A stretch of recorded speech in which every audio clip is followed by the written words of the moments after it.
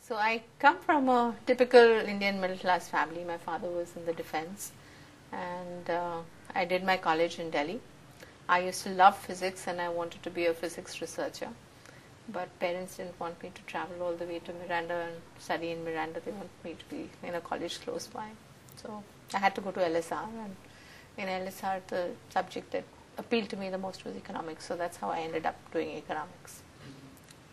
But once I chose to do it, it was interesting and continued down that path. And then the MBA was kind of almost like a natural step forward from there. Just building on that same question, but when do you first remember understanding what insurance is all about, and what were your ambitions when you were young? Did you ever imagine that you would work in the financial space? As I said, Prabhu, just a little while ago, I wanted to be a physics researcher. Yeah. So my ambition was to do some massive innovation discovery in the physics arena and work in a lab. That's what I wanted to do. I never ever imagined that I was going to be in a financial institution or in a bank. So that just happened along the way. And I think the world has changed a lot. If I look at what people like us did 30 years ago, we took life day by day. We didn't really have any big goals. Today, when you have MBAs walking out of school, the question they ask is, when am I going to be a CEO and how am I going to be a CEO in the next 15 years? Right. Those were not questions we thought about. So it was part of this whole journey of take life a day at a time and lands you where it lands you. So after I finished my MBA, I ended up joining ICICI, which in hindsight was a great decision, because it was joining the financial services sector when it was about to transform, and joining an institution which not only participated but I think led a lot of the transformation. So I ended up joining project finance, and I had an opportunity to do a lot of build outs of new businesses for ICICI, whether it was the investment bank or the retail finance or structured products even. So when the insurance sector was opened up, it almost looked like a natural that, okay, now this was the next build out that ICICI was doing, and would I be interested in doing that? And I chose to do that.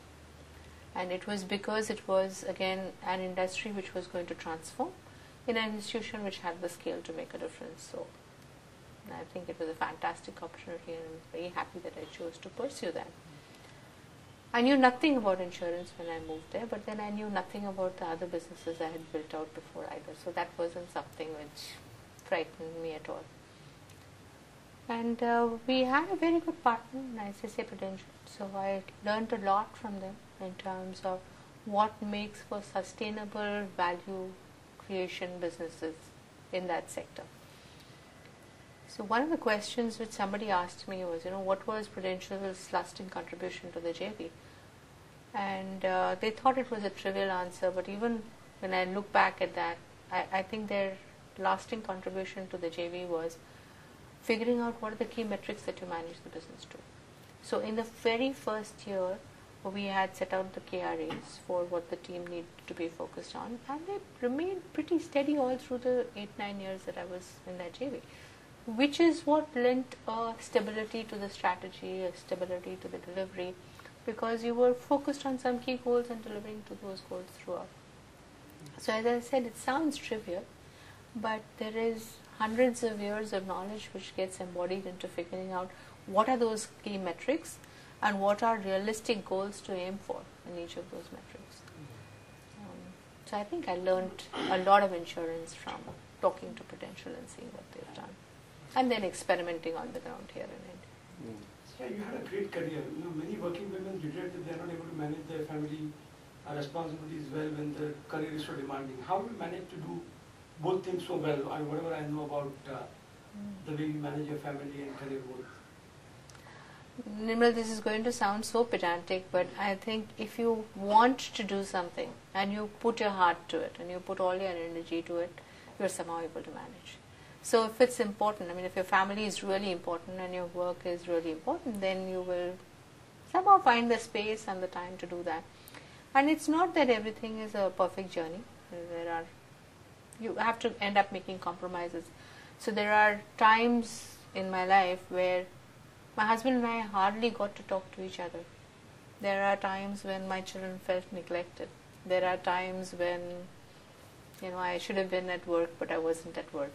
So every little bit suffered along the way, but you kind of figure out what is your key priority at this point of time. And as long as all those 3-4 elements of your life, whether it's your spouse, your children, the workplace, or the broader family, your in-laws family, know that you genuinely care, and if something's not working right, it's not because you don't want to, but it's just because physically it's not possible to. Then I think things kind of balance out.